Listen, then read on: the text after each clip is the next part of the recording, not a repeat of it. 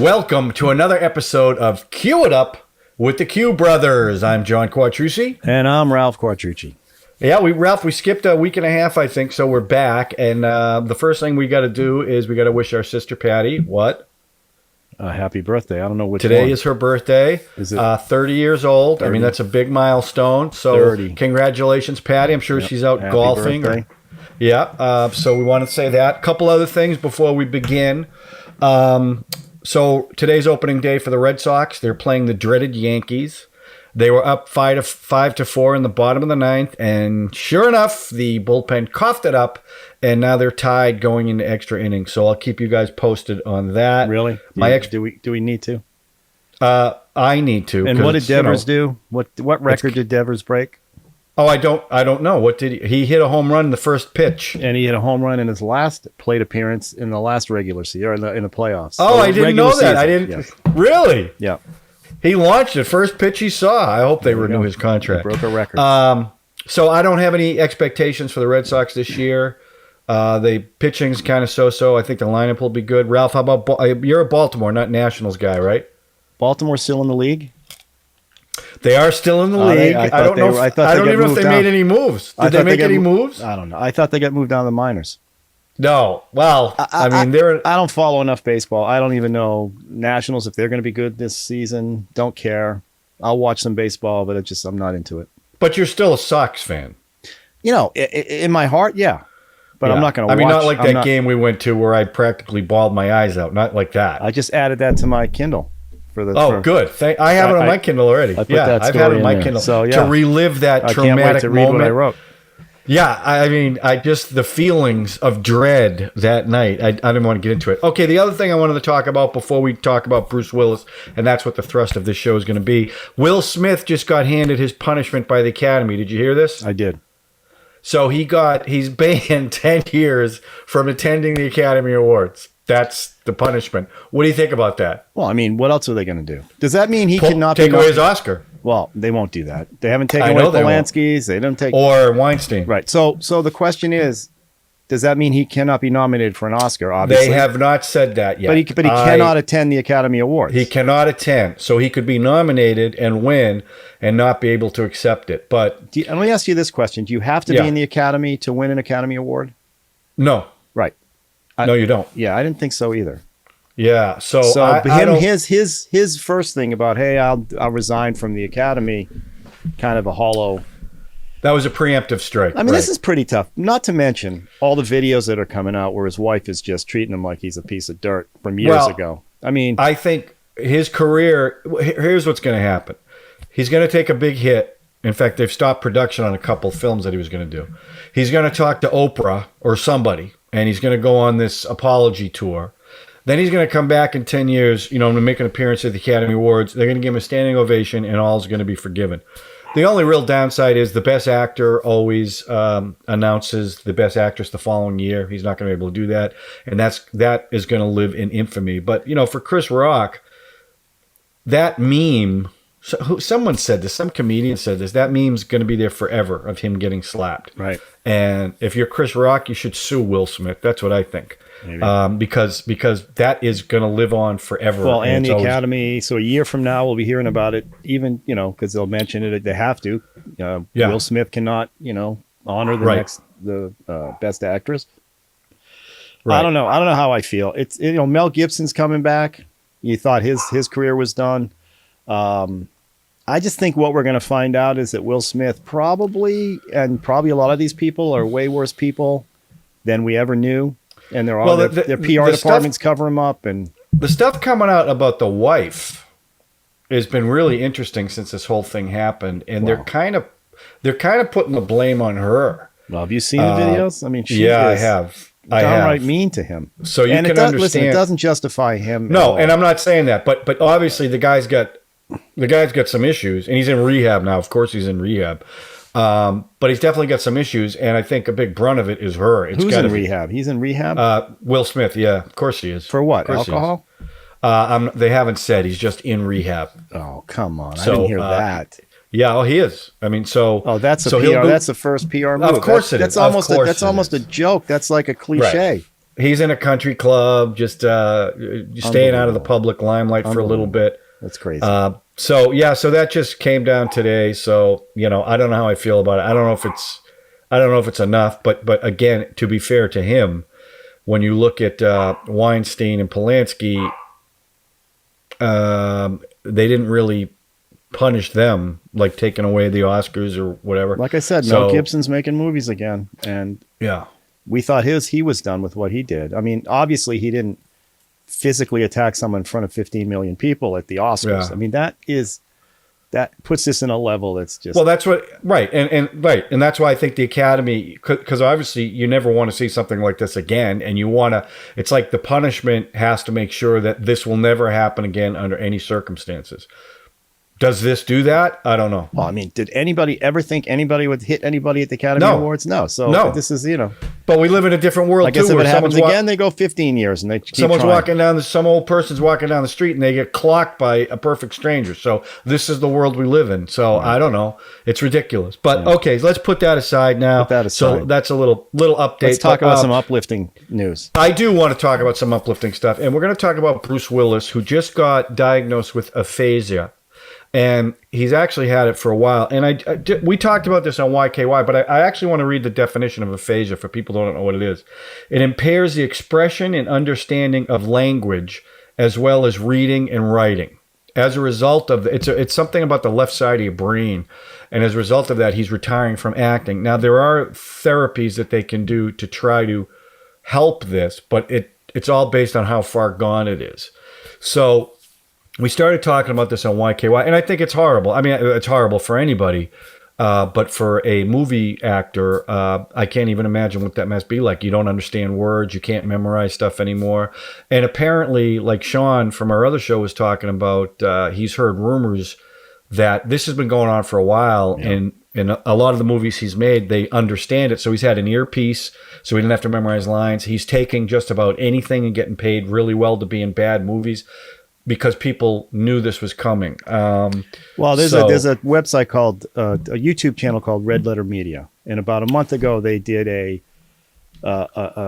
show on all these crappy Bruce Willis movies that keep coming out. How is this guy doing this? This guy was a great movie star, one of the best, and he's doing all these direct to streaming. Netflix, direct to Netflix. And their theory was there's got to be something wrong with him. There's something wrong, and what's happening is either his family or his people who work for him are putting him out there just to cash in as much as they can before he can't act anymore. But is that because But is that just because they wanted to cash in, or is he hurting for dough? Because I can't imagine he's hurting for dough. Yeah, neither can I. He's got to be worth a fortune. More dough is the thing anyway. So that's the cynical kind of look at it. That I can't believe it'd be his family, but maybe they realize that he's only got a certain amount of years left to earn money, and let's try to get as much as we can so he can be taken care of later. It could be as simple as that. Or okay, so that's a cynical version. Maybe the other version is they knew that it was going to come to an end, and the guy's a movie actor, so let's get him in movies, right? Let's just get him in movies till he can't do it anymore. And at the time, that's all he could probably get. But if you read those stories, half the time he didn't know where he was. Right. And he could only work an hour, 2 hours a day. Even with the guns, he was firing wildly. Right. So, I mean, he may not even know where he was. And that's where the cynicism comes in. It's like, oh my God. But then then as a human being, you go, oh, the poor guy. And it's somebody, obviously we're going to talk about him now. A lot of people are talking about it. He meant a lot of things to a lot of different people. Kevin Smith even came out and apologized for his ranting he's been doing. And like I said in our podcast earlier, he deserved to rant because Bruce Willis treated him like a piece of crap while he was directing that movie Cop Out. So Kevin Smith, who idolized, and as a matter of fact, he said Bruce Willis would always complain about the people who would come up and talk to him about Die Hard. He was sick of it. And Kevin Smith's like, dude, you got to understand, that's who you are for everybody. And it turns out that he just treated Kevin Smith like a dick. Now, obviously, Kevin feels bad and he's apologizing. Bruce Willis can never apologize at this point, and here we go on. The interesting thing about him is, going back to Die Hard, Premiere magazine. Do you remember that magazine? That was a great magazine. I have the Premiere. Oh, you do? Yeah, I've got a box It's downstairs. worth about $4 probably. Not with the memories. But he was John McClane was number 46 on the greatest movie characters in Premiere Magazine. So you're right, it was iconic. But also, you start reading stuff about him, and I did for this podcast. And you know, I heard he was a bit of a diva as he got bigger and bigger. And if you look at his filmography, like in the 90s, I mean, he was one of the biggest movie stars in Hollywood at the time, with Stallone and Schwarzenegger and even Clint Eastwood. But you start reading about actually what a great guy he was. In fact, what's the thing? He was named Best Celebrity Tipper because he worked in a bar before he became famous, and he always remembered that, and he overtipped. And he also helped Charles Duncan, what's his name? The guy from the Green Mile. Yeah, I know you're talking. He got him that role because he did a movie with him.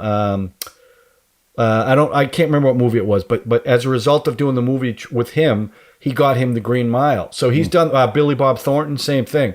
So from what I've read, it's not one of these things like William Hurt or the other guy we're talking about where it's all going to be bad. No.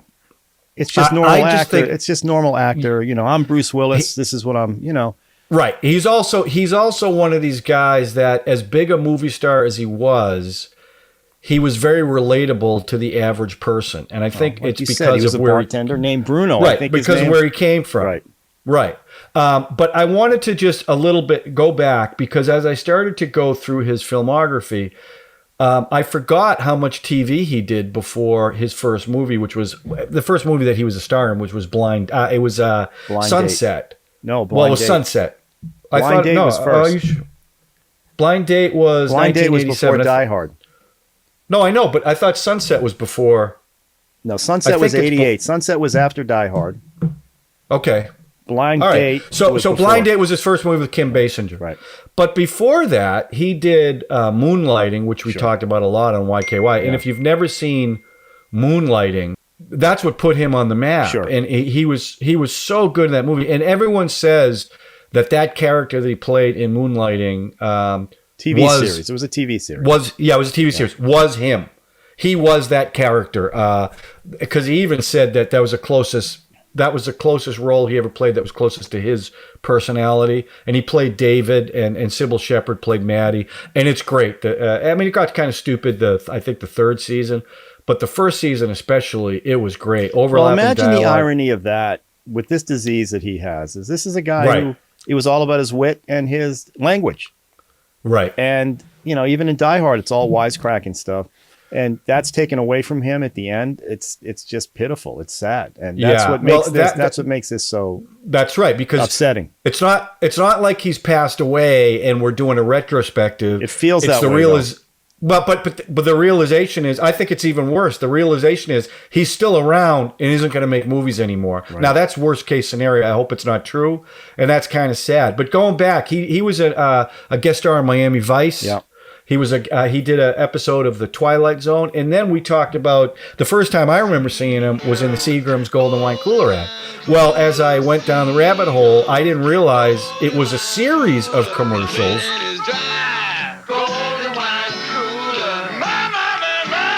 And one of them had Sharon Stone in it. What would you like? Well, I don't know. What do I feel like? Why not try something you've never had before? Is that a line? No, it's a drink. Seagram's Golden Wine Cooler. It's wet, it's dry, it's new, and it's Seagram's. You sound like a commercial. You buying it? The drink? Yeah, but not the line. It's a start. New Seagram's Golden Wine Cooler. It's wet and it's dry. He was great in those commercials. Those things were huge too. Yeah, and Seagram's, that wine cooler was the biggest, everyone drank, no one drinks it anymore. Right. It's like Zima. But at the time, everybody was drinking, and a big part of it were those great commercials, and he was very cool in them. And then he made Blind Date, which I really liked it. It was funny. The first half, he's real serious, and then he gets drunk like Kim Basinger, and it's a real slapstick thing. Then he did Sunset, and then obviously the first film that really exploded him was Die Hard, and the studio did not want him. And Schwarzenegger, Stallone, Frank Sinatra, that's a long story there. Clint Eastwood, they all turned down the part. They just didn't get it.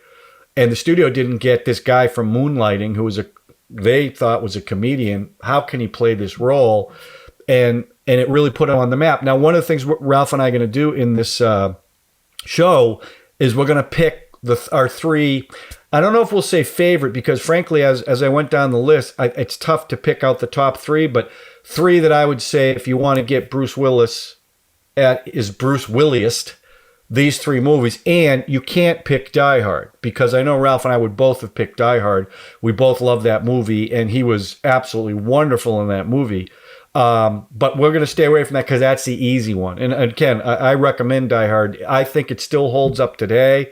It was the first, the Euro trash terrorist take over something. You've seen that a billion times, but at that time, you really didn't see it. And a big part of that was also Hans Gruber. He was great in that role too. But anything you want to say about Die Hard, Ralph, before we move on to our picks? The other podcast, Yippee Ki Yay Mother podcast, is definitely named after that. To me, it's like Jaws. It's a perfect film that I don't ever want to review because you've heard everything you can possibly hear about it. Right. I told you every time I go to LA, I seek out that 20th Century Fox building, which is Nakatomi Plaza. Right. It's sad to hear that Bruce Willis thinks people like me who think he was great in that movie, and he looks at us like we're a bunch of idiots. Okay, whatever. But he was Moonlighting was huge. Moonlighting introduced me to him. Huge. Yeah. Die Hard was even bigger. Because you realize that, oh my God, this guy's in that movie. How can this work? Like I said, it's like Keaton doing Batman. Everybody was like, there's no way it's going to work. And sure enough, it worked. And Bruce Willis did it. He made his career on that because Blind Date didn't do well. Sunset wasn't great. Neither did Sunset. Die Hard. But, but he's actually a good actor. So, there's a lot, we'll bring up a few of them, but there's a lot of movies that I think, and I like the movies where he plays himself. He was in Ocean's 12 playing himself when he bumps into Julia Roberts. Wasn't he in The Player? He was in The Player playing himself in a movie where let's get Bruce Willis to do, and he's the one that comes up at the end. And he was self-effacing enough to be, to make him a decent guy. And, I heard you hear all the other stuff about him being difficult. Most actors are difficult. Most people who are good at their job. I'm sure Daniel Day-Lewis must have been a pain in the ass on the set when he's staying in his method. But they're good at what they do. Dustin Hoffman. Yeah, they all have stories, every one of them. But I suppose when you get that big, you become a bit of a diva. And I get you're that. Bruce Willis. You hired Bruce Willis for Bruce Willis, which is why these people who hire him now, they hire him for his name. It's his name. Right. He went on Friends and won an Emmy. Right. I mean, so he wasn't he didn't look down on TV because that's where he got his start. No. But I think Die Hard. The other thing about Die Hard was at that time it came out, it was all Schwarzenegger and Stallone, right? The big guys that took on everybody, and they never felt any pain. And that was so different in this movie. He was scared. Yes. At one point, his feet get all cut up. He was vulnerable. You're very vulnerable. And he's like, please don't let me die. Don't remember when he jumped off the building. Scrunches his toes. Scrunching the toes. Hey, that works. Yeah. That really works. So, okay, let's we'll go one at a time. So you go first. It doesn't have to be in any order. Just give me the three that you picked. Well, give me the first one. It can't be Die Hard? No, because I assume we would have both picked Die Hard. Can it be Die Hard with a Vengeance? Oh my God. Am I breaking the rule? No. You can pick that. Die Hard with a Vengeance? You pick that as your top three? Yes. Well, that was the one with Samuel Jackson, right? No, it's not my top, but it's ones that Okay. This was with Sam Jackson, right? Yeah, the third one that McTiernan directed, and Jeremy Irons plays Hans Gruber's brother. Yeah, Simon we all know the story. I just think Bruce Willis plays, and another one of my films will reflect this as well, plays hungover better than any actor I've ever seen.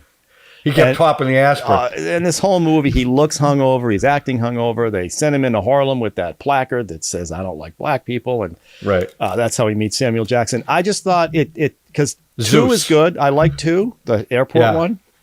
I just think 3 captured the original Die Hard. Obviously, McTiernan directed it, so that helped a ton. And Samuel Jackson shared the screen with him and added a whole element that wasn't there in the first one. I was going to say, their chemistry was really good. It was fantastic. And I just think it's, that's where I stopped looking at Die Hard movies because the last 3 or 4. So you hadn't seen any of the other ones? I've seen, the last one I saw was number 4 with Justin Long. I think that was. So when he jumped off the airplane, that one? That one. When he jumped off the jet? Justin Long. And that's the one he met Kevin Smith in. Kevin Smith played the guy in the basement. No, but that's the last one I saw and just was like, this is ridiculous. I'm not going to watch So you didn't any more of see? these. Okay, so that was the one with Timothy Oliphant when they were the hacking, right? Okay, with maybe. Justin Long. Yeah, okay. Yeah. That So you one. didn't see the fifth one with his older son I did. I think that's the one when when they in went to Russia. Yeah, no. Yeah, I did see that. And he jumped off a jet. It's, it's like you go on, it's John McClane. I'm going to watch it. And you go, oh my God, this is terrible. But 3 still it was captured bad. the feeling I had watching Die Hard. I thought it wasn't as good as Die Hard, but it was close. And they captured the feeling that Die Hard had, especially when you bring in Hans Gruber's brother and Jeremy Irons is playing him. Right. So that was he was good in that. Jeremy Irons was good in that. The scene in the elevator where he kills all the dudes is just typical. Hey, you get the lottery numbers? Did you get the Bruce you get the Willis, numbers? John McClane. It's just so good. And he always looks like it was hard to do. Unlike the sequels that came out later where everything he was doing, it's impossible for a human to do. Like he was Superman. Right. And these, you felt like even in the elevator thing, you felt that he was exhausted from all that. So I put that as one of my 3 that I'm going to talk about. So wow, I'm surprised at that. But I like the movie. Right. Okay. So the first one I'll say is 1997's The Fifth Element, directed by Luc Besson. This movie is like out of control. It was just so. First of all, Ralph knows I love sci-fi, but it was just so different. Yeah. Even the look of it, the costumes, but he was like Corbin Dallas. That was his character's name with the blonde hair. And Mila, what's her name? Mila Jovovich. She was in it. Multipass. I love that movie, and when it comes on, I always watch it. Like the scene. One of my favorite scenes is the aliens are in the cockpit of the ship. And the steward or something says, yeah, they've taken over the cockpit. What do we do? So Bruce Willis looks in the door and like 3 seconds goes like this. He goes, okay, 4 on the right, 4 on the left. He goes in and shoots. All right, 2 on the left, 1 on the right. Then he kills the rest of them. All right, you ready to negotiate now? I just love that scene. It's such a good movie. The special effects are great in it. Gary Oldman is like over the top, like The Professional. Remember how he was in The Professional, just screaming? He was like that. Zorg was his name with that plate on his head. It was just a crazy movie, but Bruce Willis anchored it. And there was actually a couple of scenes where it was a little touching, with his relationship with Lilo, I think her name was. But I really like that. I love that movie. It's just, like I said, over-the-top sci-fi, but one of my favorite Bruce Willis movies. What do you think about that movie? I think I've seen it once or twice. It's a little too stylized for me. It's very stylized. And I think he's playing Bruce Willis just in a science fiction thing. So it's just not much different than anything he does. It's good. I mean, yes. And but that's the director's vision. Yes. That's all Luc Besson. And Chris Tucker was also in that as Ruby. Yeah, he Ruby played a Red, weird, high pitched screaming dude. Yeah, in the microphone. Yeah, it's good. It's good. I mean, it's not one that I put on my list of Bruce Willis stuff, but it's definitely a good film. Okay, it's up there with the other one, the other science fiction. I don't know if it's on your list, but 12 Monkeys, which is not on my. It's not on my list. I've never seen 12 Monkeys. Okay, so that's up there too. So that wouldn't be on my list. And another one is Looper. He keeps playing these. Oh yeah, time traveling things. Looper was pretty good too. I like Looper. Yeah. All right, what's number 2? Number 2 is another him playing great hungover guy, and that's The Last Boy Scout. That's on my list. Okay, 1991, The Last Boy Scout, and he plays what's his name? Joe Hallenbeck. Is that his name? Joe Hallenbeck. Yeah, ex Secret Service. Ex-Secret Service who punched the president out or punched somebody out because he was abusing a woman, so he gets thrown off the force. He's now a beaten down private detective. Some other guy's having an affair with his wife, and he ends up blowing up. But before he gets blown up, his ex-partner gets blown up. He gives him this other case. D-Day from Animal House. D-Day, that guy's in everything. Yeah. And he ends up hooking up with an ex-quarterback played by Damon Wayans. Yeah. And it's all about gambling in football. Surprise, surprise, which is completely legal now. Wait, you skipped over head or gut. You skipped over that's how, it's the whole head or gut to his boy. Head or gut. That's right before the ex-partner gets blown up. Anyway, it's a Joel Silver, it didn't really do well when it came out, but I think it's got a bit more of a following now. And it's over the top. The very first scene is a rainy football game. Looks like an Oliver Stone football game, where a guy's running down the field, and he pulls out a gun and just starts shooting everybody. It's just that over the top. And the guy playing the who's since passed away, but there's a guy plays the bad guy. Oh yeah, Milo, Tyler Negron. Yeah, Negron. He's the guy that plays the pizza delivery guy in Fast Times at Ridgemont High. He delivers the pizza to Sean Penn. That's this guy. You've seen him in all kinds of stuff. And he kept calling Joe Joseph. Joseph, always with the He never proper called him name. Joe. Halle Berry's in there playing a sexy sex worker. She dies at the beginning of the movie. Machine She's Damon gun. Wayans' girlfriend. So anyway, it becomes a buddy story, but buddy cop thing with Damon Wayans and Bruce Willis, and it's just over the top. And Bruce Willis plays. There's a scene where he's getting tortured, and he keeps asking this dude for a cigarette. And the dude keeps punching him in the face. He says, "You hit me one more time, I'm going to kill you." Sure enough, the guy wallops him in the face. He gets up and he does the nose thing, pins the guy's nose back into his brain. Guy drops dead instantly. And his character was just hung over. Shit, he killed him. He killed him. And it's just pure Bruce Willis. And like I said, Bruce Willis plays hungover better than anybody. And that was the guy from Waterworld who got stabbed by Kevin Costner. I can't remember that guy's name. The guy he killed. He's got like I don't want to say it's a female name, but Kim Coates. Oh, yeah. Kim Coates. Yes. Kim Coates. Yeah. Yeah. That scene's a great scene. Yeah. He's all cut all over his face. Then he drops a cigarette. Can I have a light again? Oh, sure. I'll give you that. Boom. Right. Do that again. It's just great. So that's my number two. It's such a Joel Silver movie too, with the action so over the top and style, like you said about Fifth Element, very stylized movie. And at the end of the movie, when he finally kills Milo, he's doing the jig up in the lights, and he's on camera. I forgot to mention it was directed by Tony Scott. So I mean that adds to the atmosphere. I mean, you know. Right, very Tony Scott feel. It's early Tony Scott, but still, it's you can see it, and it's pure Bruce Willis, and I just think like one of the toughest Bruce Willises. I mean, like the toughest guy he's ever played, and he's like I said, he's hung over the whole movie. Yeah, so and he's remember the puppet scene, the little girl, Milo, boom, boom, boom. All right, well, I won't pick that one because that was number 2 on my list, so I'll pick something else. You have to have some alternates, I guess. Well, I mean, we haven't even mentioned the biggies yet. Well, I was just going to bring up 2 of the biggies. Okay. Which one should I bring up? Well, okay, I'll bring up The Sixth Sense. Yeah. Because it was the first time that I saw Bruce Willis playing subdued. And he was very subdued in that movie, and it really added to the creepiness of that movie. And, you know, now that everyone knows the ending of it, you start looking back on it, and obviously everything makes a lot of sense. But up until that point, it's like you didn't know what was going on. Right.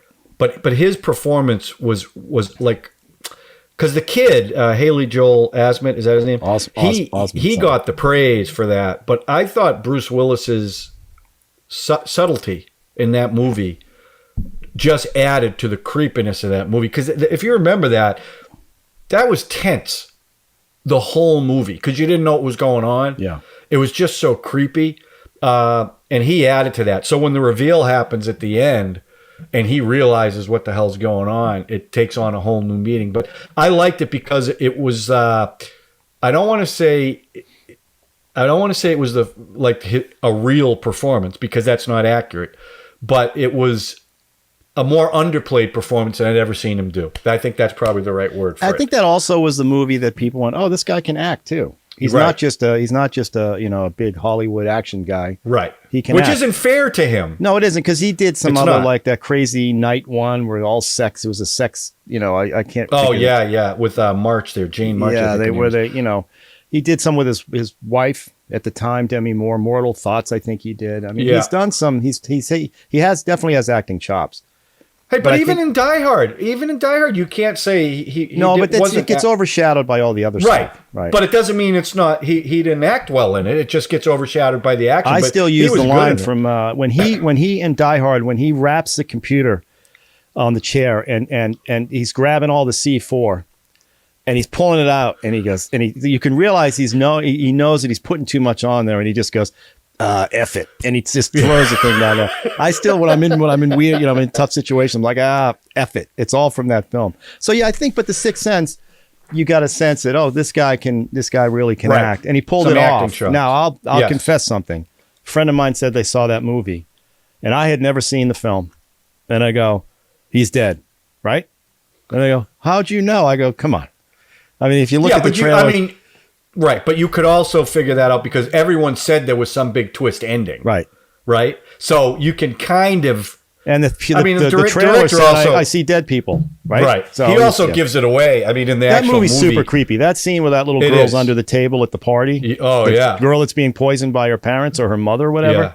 Yeah. The creep factor is pretty high on that. And he did a great job. He was subdued for sure. And he was great with the kid. Yeah. I mean, the scenes with the kid were incredible. Yeah. And by the way, I don't want to undermine the kid's performance because he was nominated for an Oscar too. I think so. He was great in this movie, and it wouldn't have worked if the kid wasn't good. That's true. But again, they almost gave it away because if you remember in the hospital, as he's describing the dead people that he sees, the camera's just zooming in on Bruce Willis. Yeah. So of course, later on, he's telling you everything you need to know. Right. So I'm like, and even the director said, I was afraid I was giving it away. Yeah. But great performance, great movie. If you want to get creeped out, and I don't think, I think even if you know the ending, or you know the twist, I don't think it will take. If you've never seen it, I don't think it'll take away. No, I knew the twist, and it was still good. It's still good. Yeah. Okay. When he realizes he's dead, that scene where he finally figures it out, it's pretty strong. Yeah, the look on his face. Yeah, and it kind of wraps everything up pretty well. Yeah. Okay. Well, I'm going to throw some alternates. We haven't even, give me the third first before you give me the alternate. Well, I was going to preempt because I got a bunch of alternates too. You were going to pick The Sixth Sense? No. Okay. My third is Unbreakable. Okay, I had that on my Another list too. One Not with as my top Sam three, Jackson but and Bruce Willis. Yeah. This movie is unbelievably great. Unbreakable is great. M. Night Shyamalan. Bruce Willis plays a guy who survives a train crash that everybody dies in. And he starts to slowly realize that he may have superpowers, like things he's remembering. I was never sick as a kid. I can do stuff that most people can't do. And the side story is Samuel L. Jackson plays a guy named Mr. Glass who owns a comic book store. He seems like, but it turns out, everybody that's seen the film, that Glass is actually a supervillain, and he's been causing all these accidents to find the superhero that he can now, play against. He'll have somebody to fight against, and it turns out to be Bruce Willis.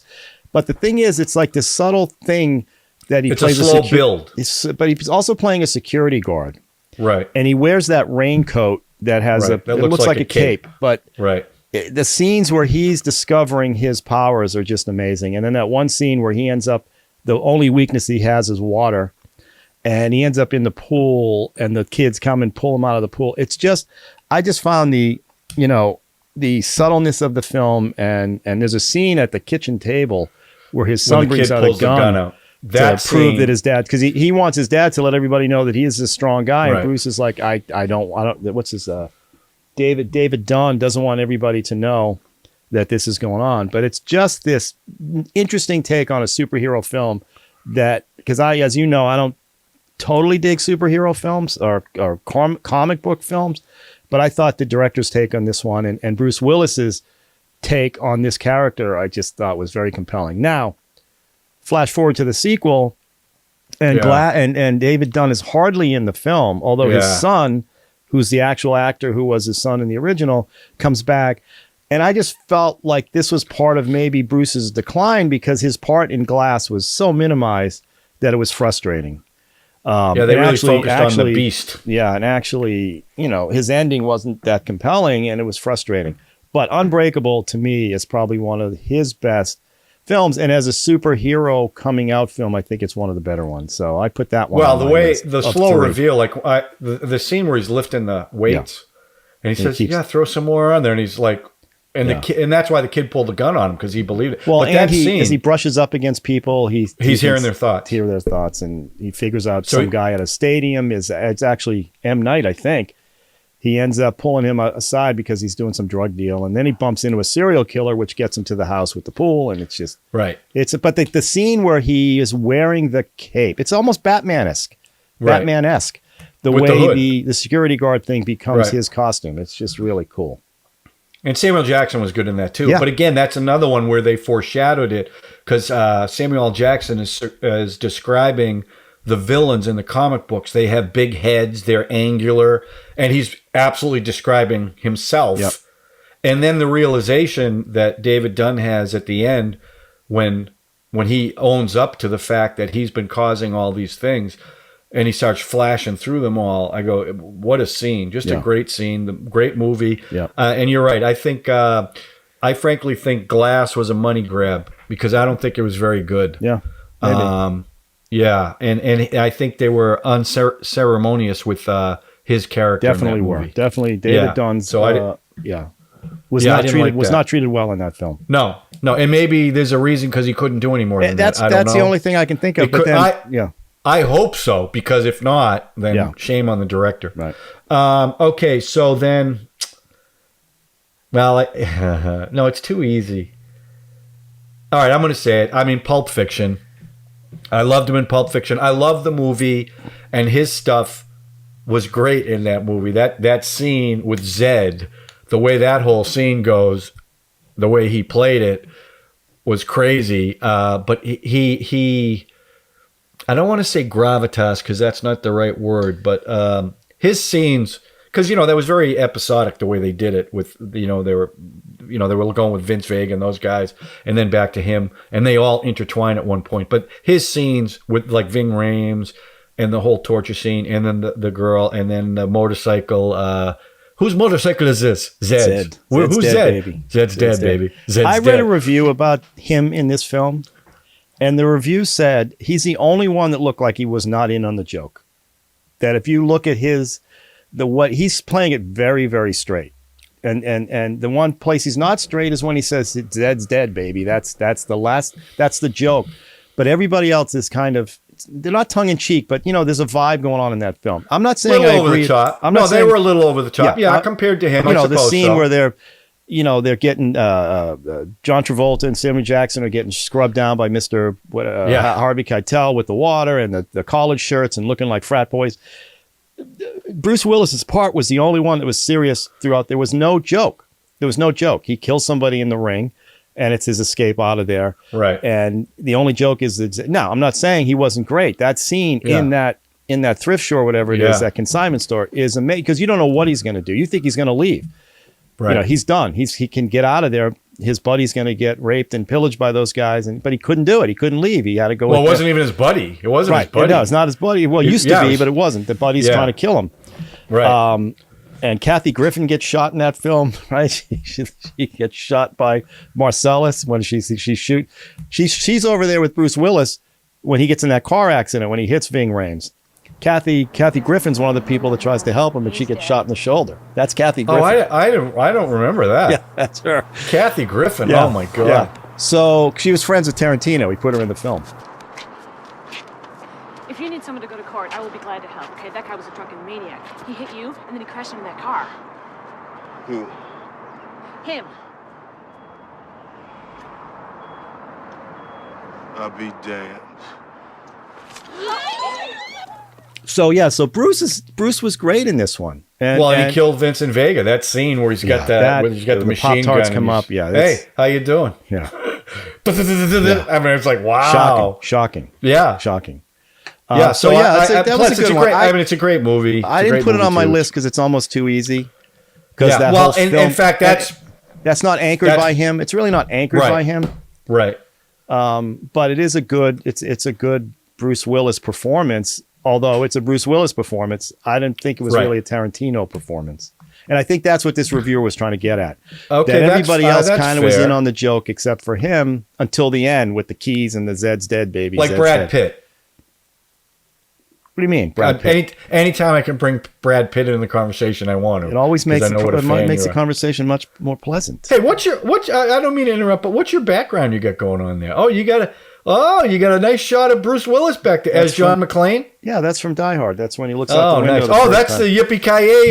Yeah, that's The Office. When he looks out the office the first time. Very nice. All that dramatic lighting. Background. Yeah. Okay. So Pulp Fiction, good one for him. Okay. But I didn't put that on the list. I have a couple guilty pleasures.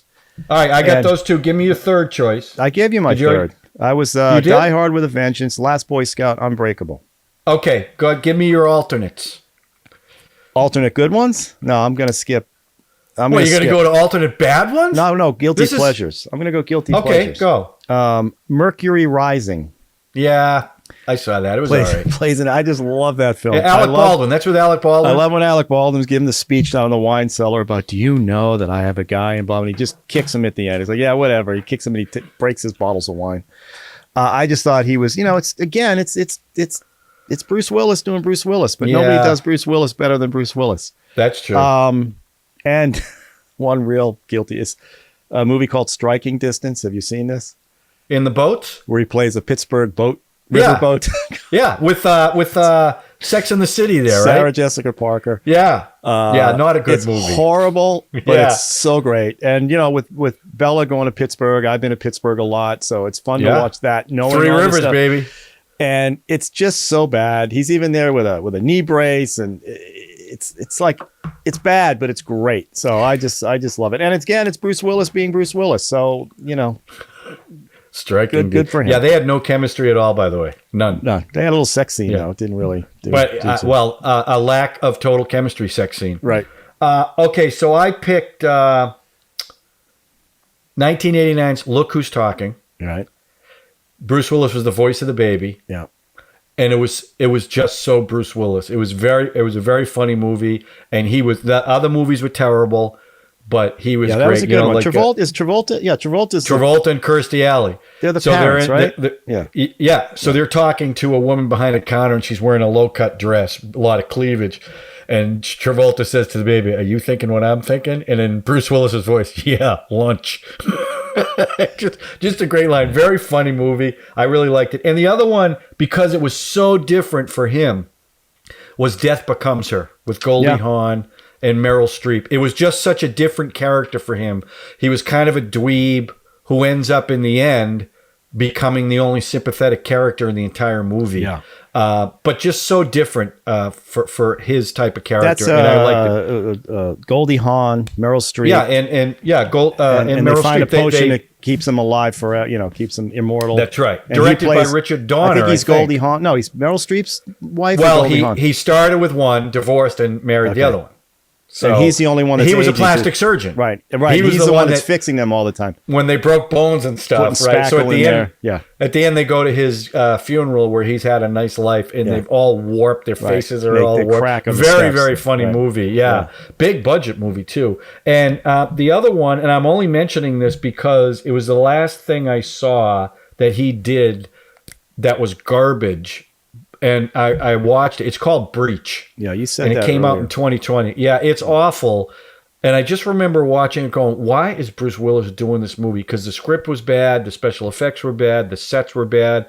Even he, now don't get me wrong, compared to everyone else in the no-name cast, he had a little more gravitas. But for a Bruce Willis, it was just but again, you turned it on because it was Bruce Willis. That's the only reason why I watched it. I go, well, this sound. They were banking in the description. It sounded interesting. Yeah, they were banking. And I go, okay, yeah, and it was terrible, and it's sad that he had to do it. That's what they did to him. But those are my guilty pleasures. But a couple other things. We missed one. Wait a minute. Let me go down my list again. Okay, I don't have it. Armageddon. I mean, come on. No. Oh my God. Yeah, I didn't miss it. Oh, that's a horrible movie. It may be, but he's horrible movie. He's great. Ben Affleck. He's great. No. Yeah, it's just bad. Yeah. That's why I didn't put it on my list. All right. Terrible movie. Okay. But for people who don't remember, he was one of the best guests on Late Night with David Letterman. He was great on that show, and he always did bits on the show. Letterman loved him because he was like Bill Murray. When Bill Murray does talk shows, you never know what he's going to do. But he was the only guy. Well, he was a last-minute fill-in for Letterman. Letterman got sick. The day he got sick, Willis was going to be a guest. He had Willis host the show, which is crazy when you think about it now. But he was a great guest, very, very funny. But take a look at some of his TV work when he was, when he was first starting, and you see the person that he became. But that's probably the closest to who Bruce Willis really is when you look at that early stuff. Very funny. Seemed to, although a reputation as a diva, people seem to like the person that he was. I don't know what he was like on the set. You hear all kinds of stuff, especially from Kevin Smith, but you hear it from other people too. I think that was probably as he got bigger and bigger and bigger, and I'm sure that happens to a lot of these celebrities, these actors. But look at some of that older stuff, and it is kind of sad to talk about because I really love these movies, and a lot of them when they come on, I'll always watch them. Like Die Hard, if it comes on, I always watch it. Yeah. I have it on Laserdisc, I have it on DVD. Right. But it's sad that the odds are he's not going to do anything going forward. Because I don't even know how old is he? He's got to be in his late 60s. He's going to be 60, 70 maybe. If not, he's got to be pushing close to 70. It's I would sad. think. It's sad. Because there won't be another Bruce Willis. No. There'll be another Schwarzenegger. There'll be another Stallone because there's always that type. Yeah. But I don't think there'll be another like him that could cross genres the way I he think did. Ryan Reynolds is the closest. Okay, that's fair. Ryan Reynolds could do Yeah. everything like this. Ryan plays, the like a Deadpool. superhero, but he can also do comedy very well, and he's had And a TV drama. thing. So, one other little bit of trivia. It's kind of silly, but whatever. He was an extra in The Verdict. We've talked about this before. He's in the courtroom scene. Yeah. Paul Newman's big thing he does at the end, and then for down the road, he ends up co-starring with Paul Newman in Nobody's Fool.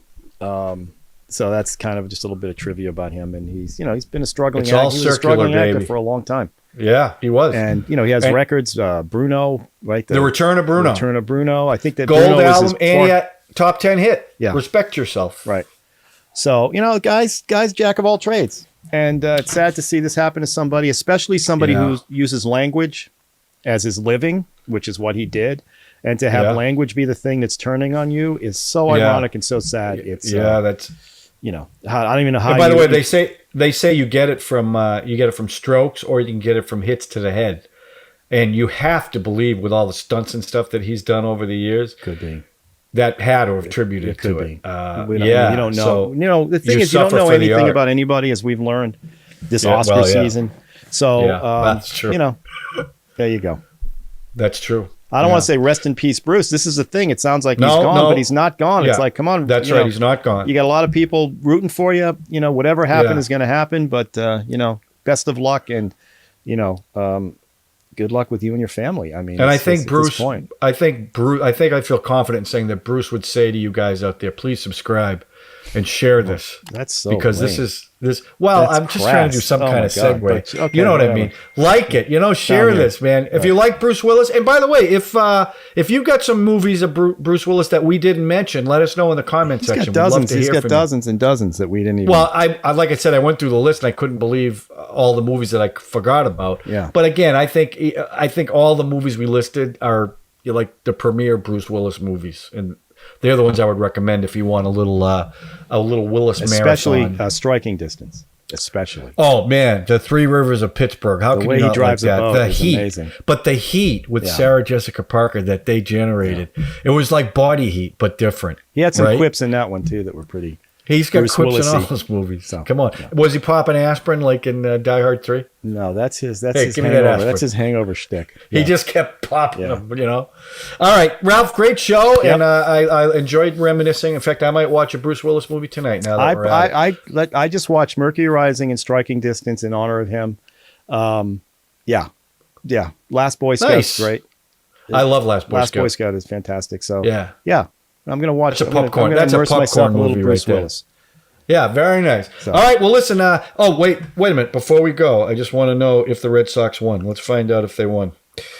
I hope so. This will Really dictate the season. Is this? They've lost 6-5. Of They course lost. Did. Who'd they lose to? Yankees. Of course they did. I knew my life would never be the same. Never the same. Now that they lost Page opening 61. day. A Starry, starry starry night.